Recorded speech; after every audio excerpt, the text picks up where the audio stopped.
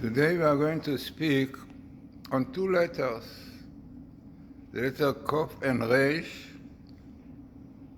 As we see that those letters are connected. The Kof represents something which carries on with the Resh. Resh is a letter of movement, like racing, running, wrath. So Kuf Resh represents process of those two letters, Kuf and Resh. Really, Kof, Resh, car, yeah, cold. Also, clear connection between these two letters about coldness. Coldness, positive and negative, you know.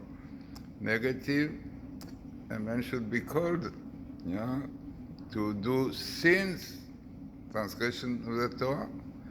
From the other side, coldness in fulfilling commandments definitely is negative.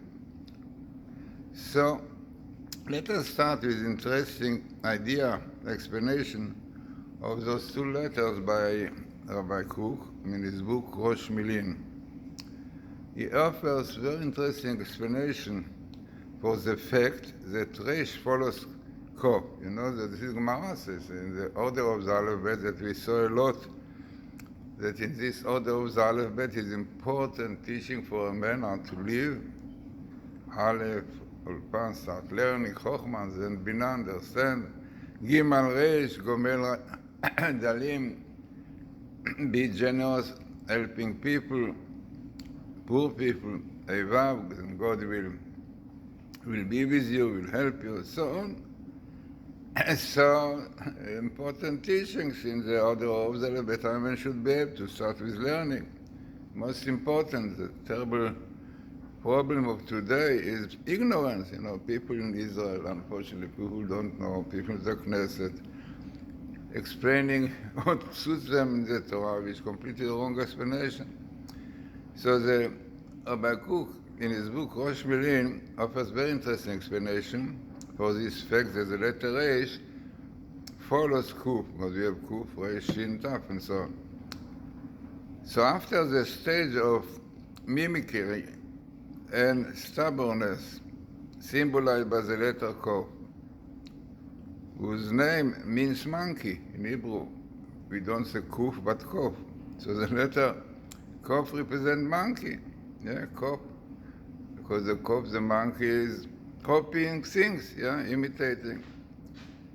So the letter Kof represents, as he says, what we call really in English this mimicry. And the idea is that after this comes an initiating force which is productive and original, symbolized by the Resh, the head.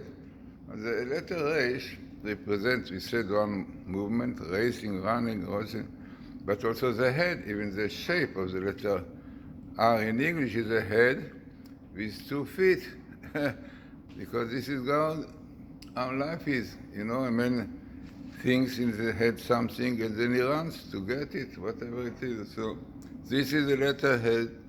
So in Hebrew is Resh. Resh is like Rosh. Resh Galut, Resh. So the idea is definitely this connection is clearly seen from these two letters, who can be understood from both the positive and negative aspect of these two letters. We said, on the positive side, man's imitation, because Kof is imitation, copying, of the ways of God. This is the idea. V'alachta b'drachav, one of the most important verses about the commandments of men is, V'alachta b'drachav, you should walk in the ways of God. I mean, you should go behave according to the ways of God, merciful, slow to anger, slow to be angry, better to say, yeah, and truth, we have certain attributes of God that a man should imitate, really should go in. So this is definitely the positive aspect of the letter Kov, a letter which, according to our rabbis, in the tractate Shabbat 804, says Kov Kedusha, holiness. Yeah, this is holiness. Kodesh Baruch Hu, to imitate his good ways. Yeah. Slow to anger, merciful, and so on. So this is the positive aspects of the letter Kov.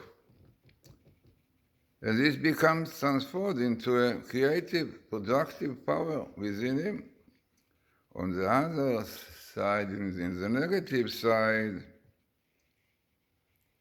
if the forces of impurity disguise themselves as holiness and become rooted in a person's character, they can go on producing more evil. Exactly, this is communism. Yeah, they came out with such a nice idea, ideology, but how much evil, how much cruelty came, how many killed by them, so many Jews. So, this is misusing, right, elements, attributes which are supposed to be positive. So this is exactly what the letter Kov represents. So, as we say, the Gemara, the Talmud Tractate Shabbos, states that the letter Kov represents the Holy One, blessed is he, while the letter Reish refers to the Rasha. And Rasha and Reish, very close, yes, Reish. So the negative way, the letter Reish represents the wicked one, Rasha, the wicked one. It knows that in the alphabet, very interesting what the Talmud says, that in the alphabet, in the letters, the letter Reish turns its back on the Kov. You know, the shape of the Reish and Kov. Really, if you look at the Reish, it's like its face is backwards, not towards the Kov. So what is the idea? What is behind this interesting phenomenon? So it knows that the idea is that that the Holy One, blessed is he, does not wish, as it were, to look at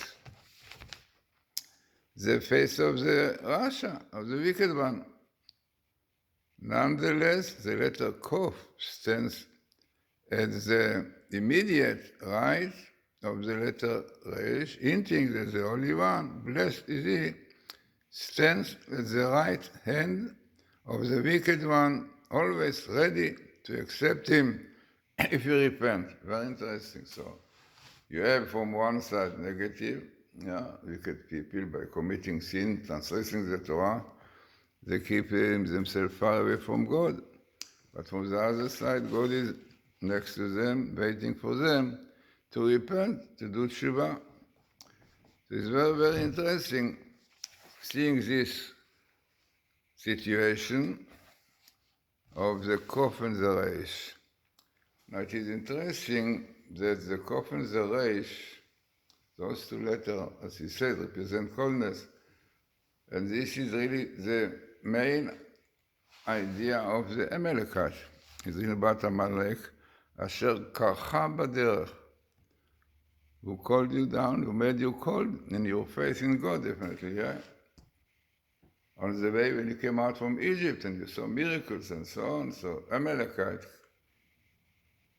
tried to spoil you, not to see the greatness of God. They made you cold in faith. So Kufresh represents this situation, this Amalekite. This Amalekite is the evil force, is an evil inclination, definitely because people not to believe, not to keep the Torah and so on. This is the Kov and the Reish. Interesting, if you read it back with the same letter, with so many times that the same letter in a word represents similar idea, like kuf resh is kar, coldness. Backwards is resh kuf, rek. What is rek in Hebrew? Empty. Yeah. So this coldness, unfortunately, of Amalek makes men empty of the values of the Torah, the values of life, of meaning life, definitely. Yeah, like you saw clearly evil powers like the communism, they took away all the truth of Torah, of everything, Judaism. So this is the emptiness which comes as a result when somebody is called in keeping Torah. Then it is also interesting that the letters after Reish Kof in the alphabet, which also is a very important principle in Hebrew letter after letter, yeah?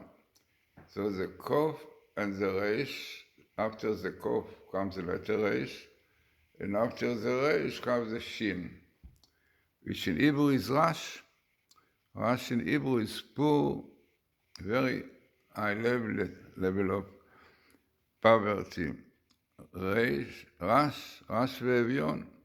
It means that really people who are very much in this coldness of faith, negative things, right, which the Kuf Reish represents, not living in truth, in reality, yeah, as we said, only imagination, because this idea of copying something, this is not the truth.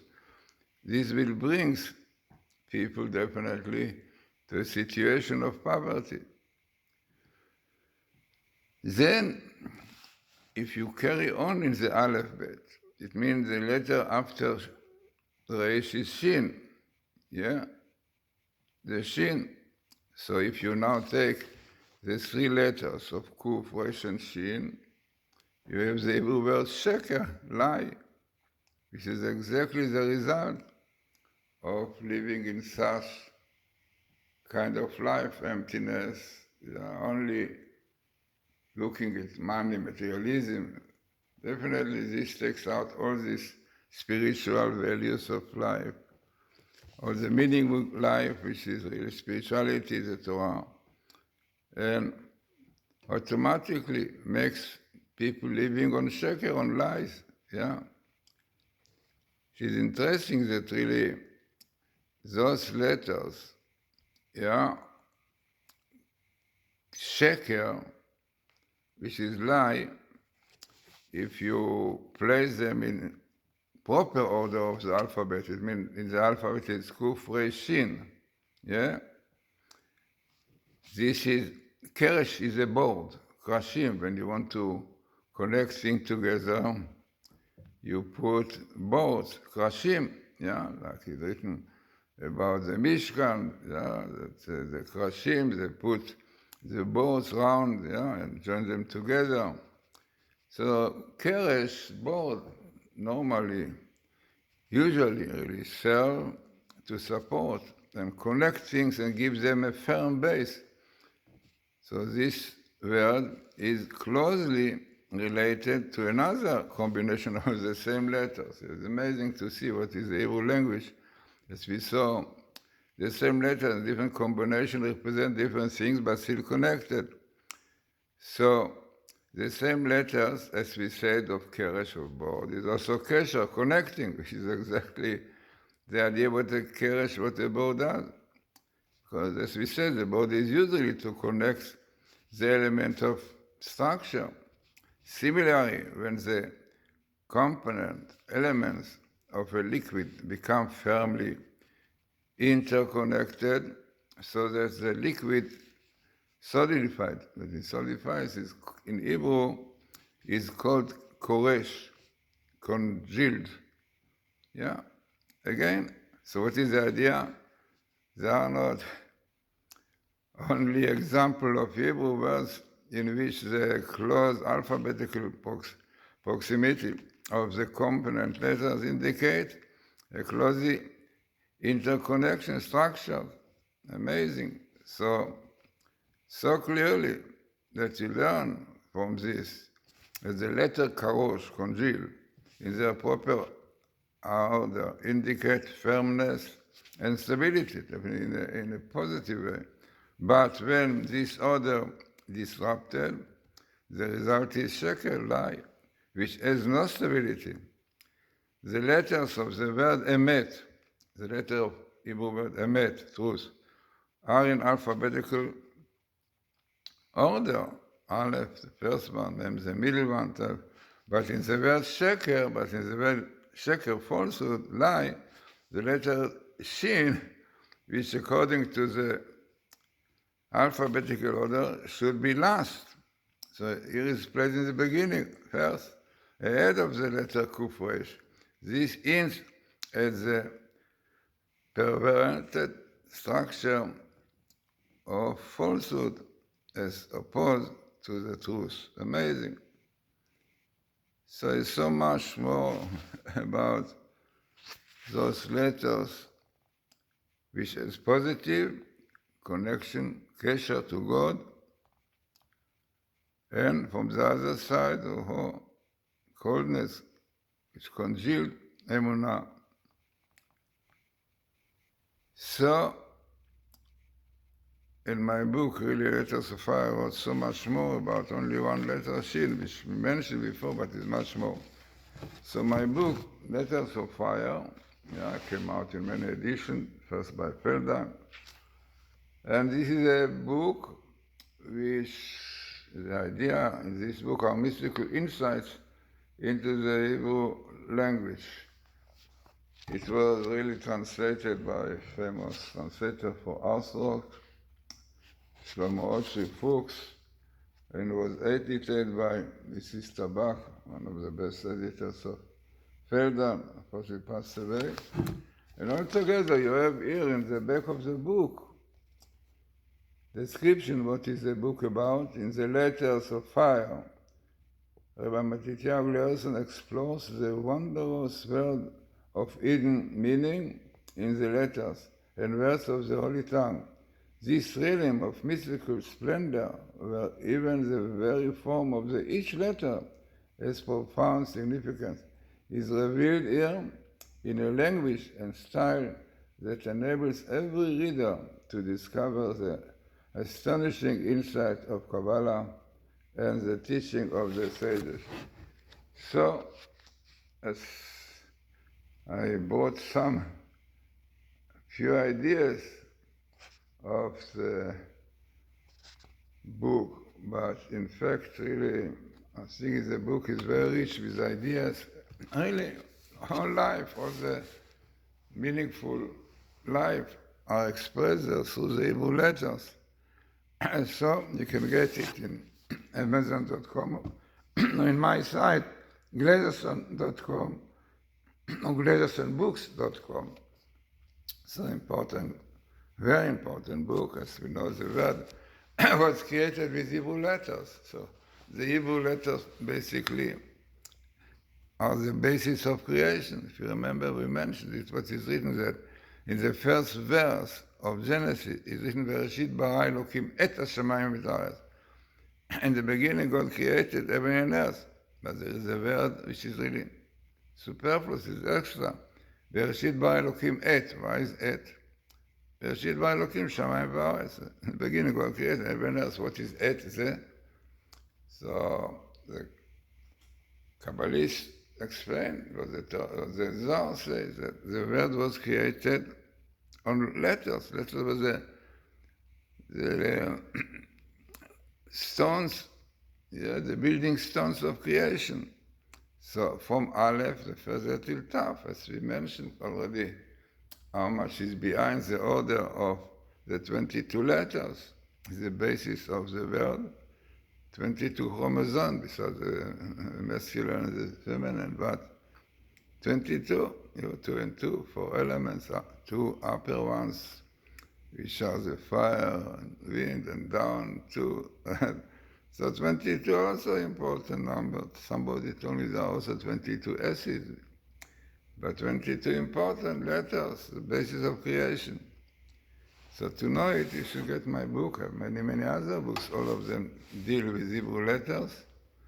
and show you how really everything, science and arts, everything really clearly connected with the Hebrew letters. So you can get it, as said, in my site, glazerson.com, or in Amazon.com, on our open Judaica books shop. But really, as I said, a book which came out in many editions, a book which was translated also to quite few languages, English from Hebrew definitely, French, Japanese, Russian, yeah. So important idea about the Hebrew letters, and we should know that this is really the basis of everything, praying, everything, studying Hebrew letters. So, let us hope that now we are on the mid of the Elul, the month of Elul. And about Elul, about the letter Elul, Aleph, Lamed, Vav, Lamed, we could speak a whole lecture. Aleph, Ulpan, learning, wisdom. Lamed, learning again, teaching also. Lamed, lilmod, lamed, to learn and to teach others. Lamed represents the chamber of the heart. Two Lamedim, the two chambers of the heart. We mentioned many times that the shape of two Lamedim, said Abu Lafia, is the heart. Yeah. You should learn with your heart, yeah. Then, as we said, this is the purpose of Elul, to learn, to study, to know what is Judaism, about God. Elul, Gimatria understanding, yeah. If you learn, you understand things, yeah. 67, Elul, 67. Bina, understanding. This understanding being to 68. 68 is life, Chaim, yeah. Chaim, life, Kiyem Chayenu, the Torah, studying, learning Torah, this is our life. Not eating a nice piece of steak is life.